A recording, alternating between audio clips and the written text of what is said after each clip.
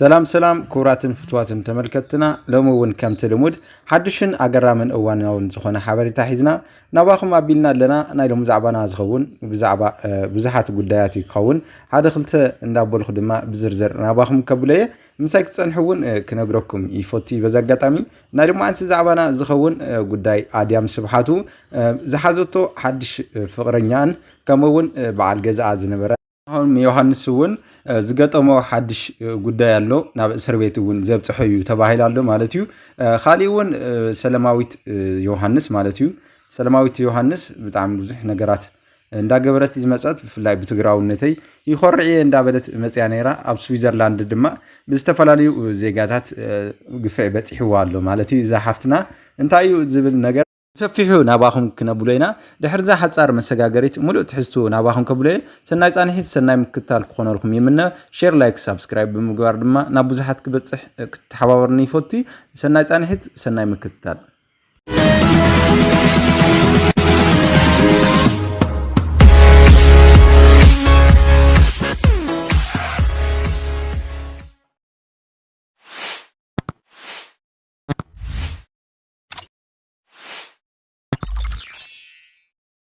እሞ ኩራት ተኸታተልቲ ኣብ ምእታይ ከምቲ ዝበልኹኩም ኣድያም ስብሓቱ ብዙሕ ነገር ገጢሙዋ ተባሂሉ ኣብዚ ዝተፈላለዩ እዋናት እውን ብዙሕ ነገር ሰሚዕና ኣላይና ብፍላይ ድማ ኣብ ፖለቲካ እውን ኢዳ ኣትያ ንተጋሩ ፀሪፋ ክብል ሓደ በዓል ዋና ሆቴል ዝኾነ ኸሲስዋ ነይሩ እዩ ብቅድሚ 2 ዓመት ማለት እዩ ኩራት ተኸታተልቲ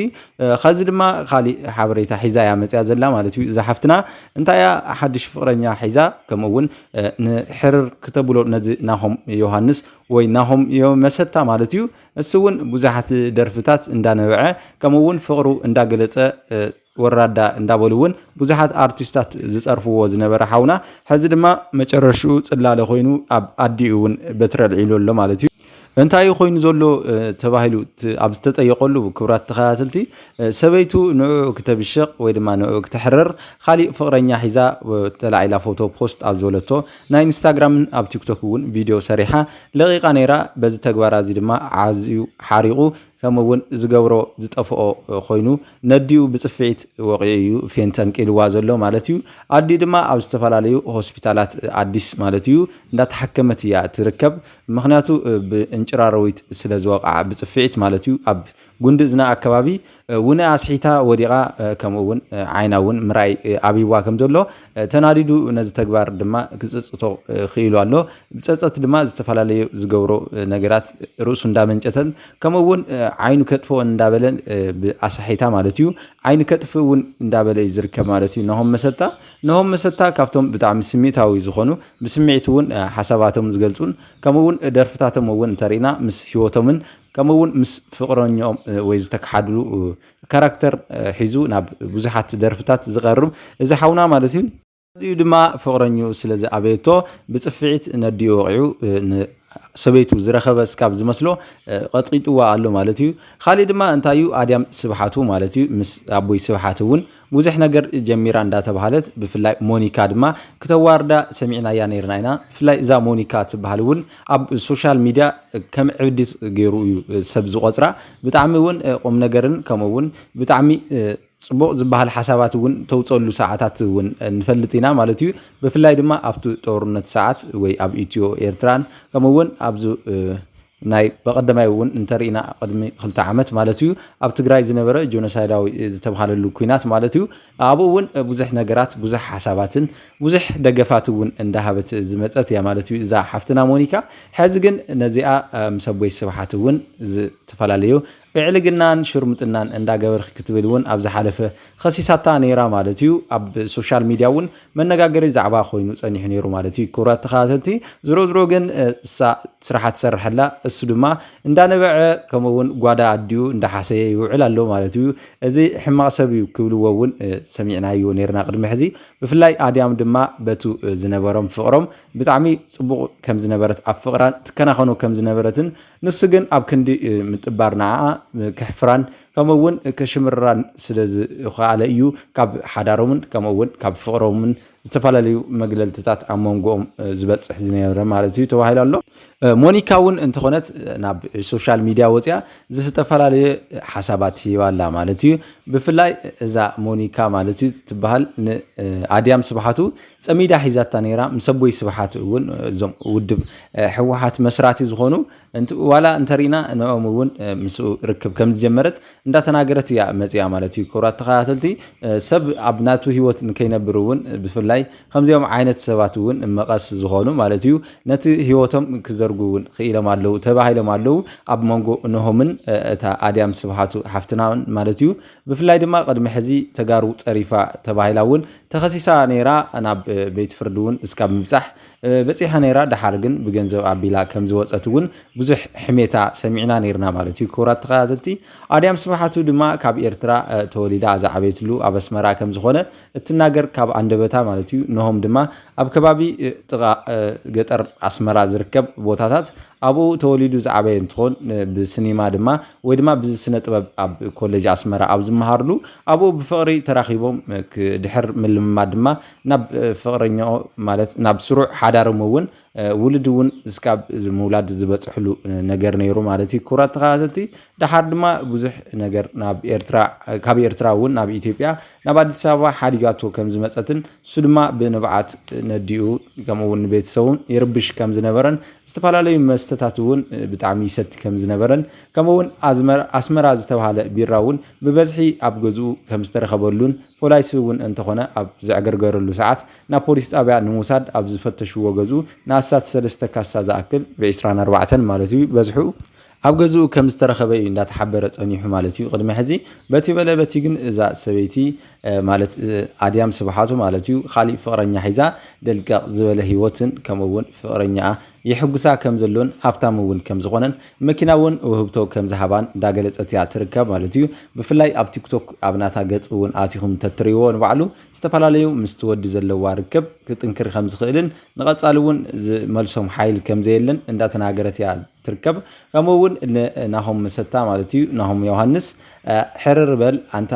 ጉርፉጥ ክትብል እውን ጸሪፋቶ ኣላ ማለት እዩ ኣብ ሶሻል ሚዲያ ክውራት ተኸታተልቲ خالي ون انتايالو سلماويت حفتنا سلماويت يوحنس مالتيو اذا بتغراونتا زيت الدرادر كما ون كاب هصاونتا مالتيو كاب هصانت ادميا اب ايدل زعبيت بسيلا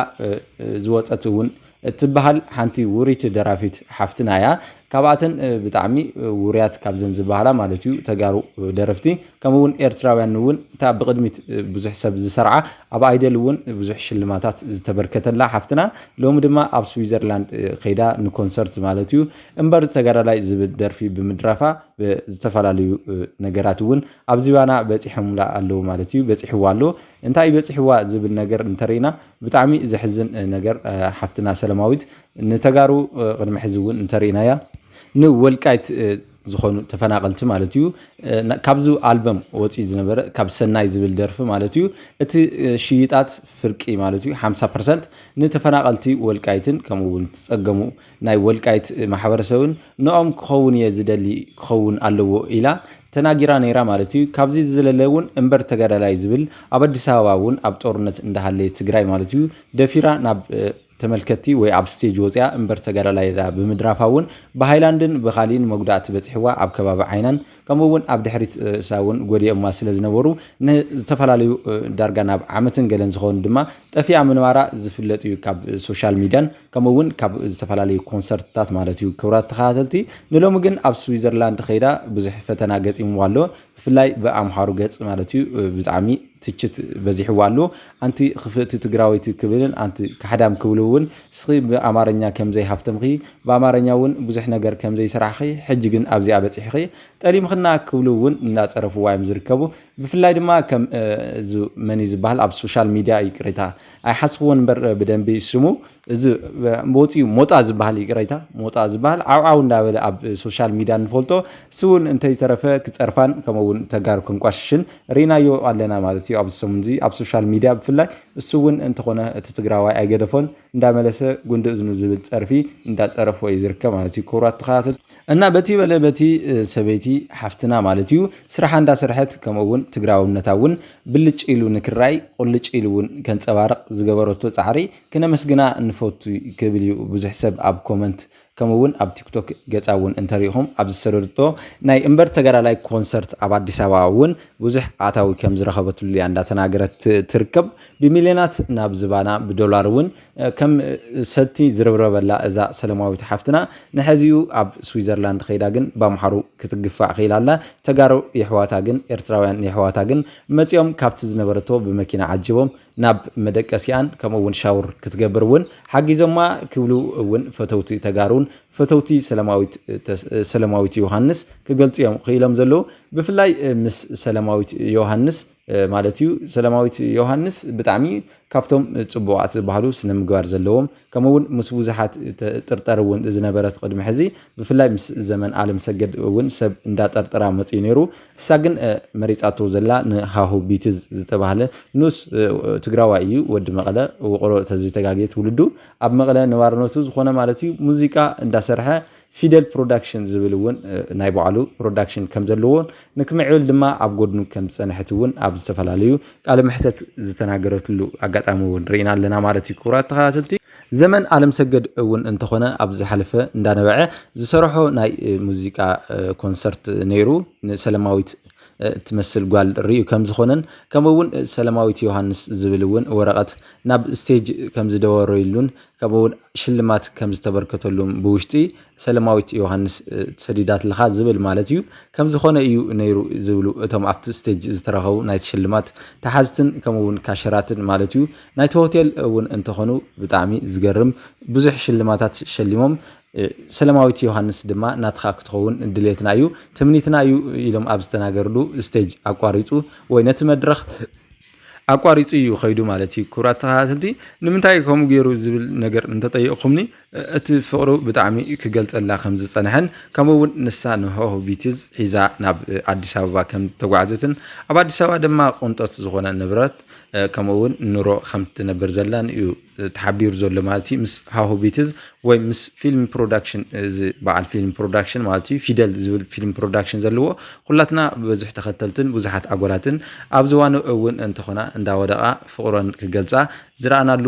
ኩነታት ኣሎ ማለት እዩ ነዚ ዘይፍቀረሉ ምክንያት እውን የለን ክትብል ትኽእል ኢኻ በቲ ዘለዎ ብቕዓትን በቲ ዘለዎ ምስጉን ዝኾነ ፀባይን ከምኡውን ፅፈት ስራሕን ብዙሓት ኣርቲስታት እውን ከምኒ ሰለማዊት ተስፋይ ከምኡውን ማርያማዊትን እዛ ሕዚ ዝተመርዐወት እውን ሰይቲ ኤፍሬም ኣማረ እውን ትፈትዮ ከም ዝነበረትን እሱ ግን ናብ